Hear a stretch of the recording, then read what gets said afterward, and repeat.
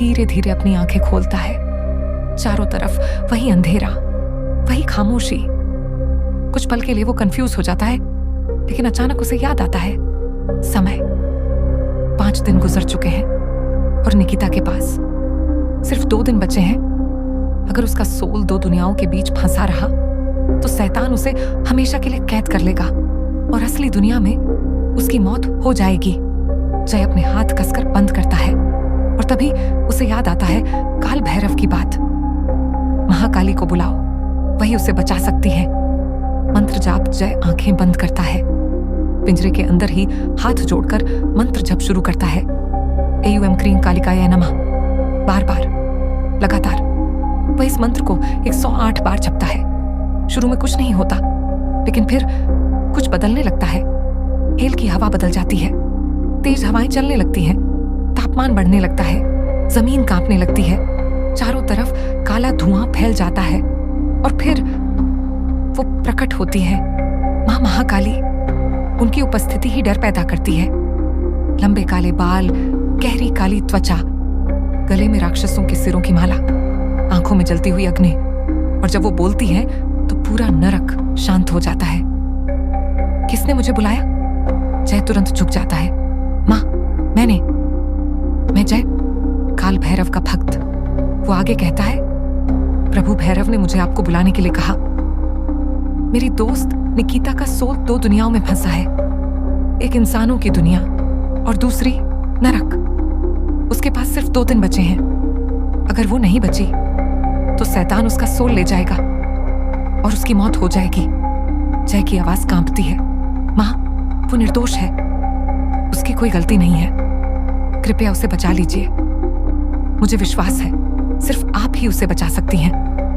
कुछ पल के लिए पूरा वातावरण शांत हो जाता है। फिर मां काली बोलती है, डरो मत पुत्र, वो सुरक्षित रहेगी।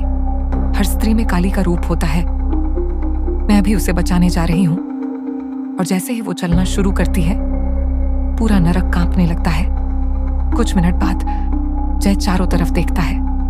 लोहे का पिंजरा पिघलने लगता है। सलाखें धीरे धीरे गायब हो जाती हैं और कुछ ही सेकंड में पिंजरा खत्म। जय खड़ा हो जाता है, लेकिन अब वह पहले जैसा नहीं है। उसके शरीर में एक नई ऊर्जा है। उससे भाप निकल रही है, जैसे उसे कोई दिव्य शक्ति मिल गई हो। बीलजेबब की ओर जय सामने वाले पिंजरे में फंसी लड़की से पूछता है, बीलजेबब कहाँ मिलेगा? लड़की चौंक जाती है। क्यों? जय की आंखों में आग है, क्योंकि मैं उसे मारने जा रहा हूं। लड़की कहती है, नरक कई लेयर्स में बटा है। बीलजेबब पहले लेयर में है, लेकिन उसे हराना आसान नहीं है। उसकी एक कमजोरी है, ऐसा सुना है, लेकिन वो क्या है किसी को नहीं पता। जय हल्की मुस्कान के साथ कहता है, आज उसका आखिरी दिन है। और वह अंधेरे में आगे बढ़ जाता है। निकिता की हालत बहुत खराब हो चुकी है। उसका शरीर ठंडा पड़ चुका है, त्वचा नीली हो रही है। मां रो रही है, पिता कुछ नहीं कर पा रहे। डॉक्टर्स के पास कोई जवाब नहीं, लेकिन निकिता के दिमाग के अंदर कुछ और हो रहा है। उसके सपने में एक तेज रोशनी आती है। मां काली प्रकट होती है। वो निकिता के सोल तक पहुंचती है, उसके सिर पर हाथ रखती है और एक पल में सब देख लेती है। रिचुअल, दर्द, नरक से कनेक्शन। उनका क्रोध बढ़ जाता है। वो निकिता का सोल पकड़ती है और उसे उसके शरीर में वापस डाल देती है। अचानक निकिता आंखें खोलती है। मां, वो देखती है सामने मां काली खड़ी है। वो हाथ जोड़कर कहती है, धन्यवाद मां। लेकिन मां काली कहती है, अभी सब खत्म नहीं हुआ है। जय आजाद हो चुका है और वो बीलजेबब से लड़ने जा रहा है। निकिता डर जाती है। मां, उसकी मदद कीजिए। मां काली मुस्कुराती है। मदद?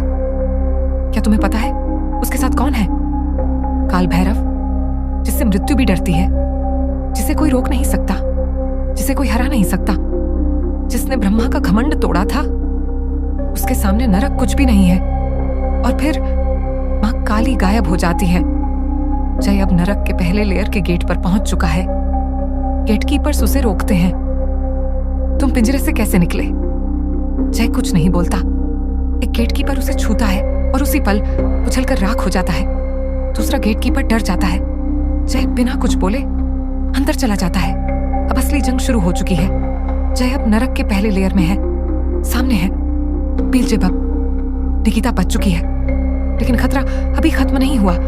जय को अब उस दानव का सामना करना है जिससे पूरी नरक दुनिया डरती है। लेकिन सबसे बड़ा सवाल, क्या बीलजेबब सच में हार जाएगा या ये सिर्फ शुरुआत है? क्योंकि असली राजा शैतान अभी भी देख रहा है। और अब आत्माओं के भविष्य की जंग शुरू हो चुकी है।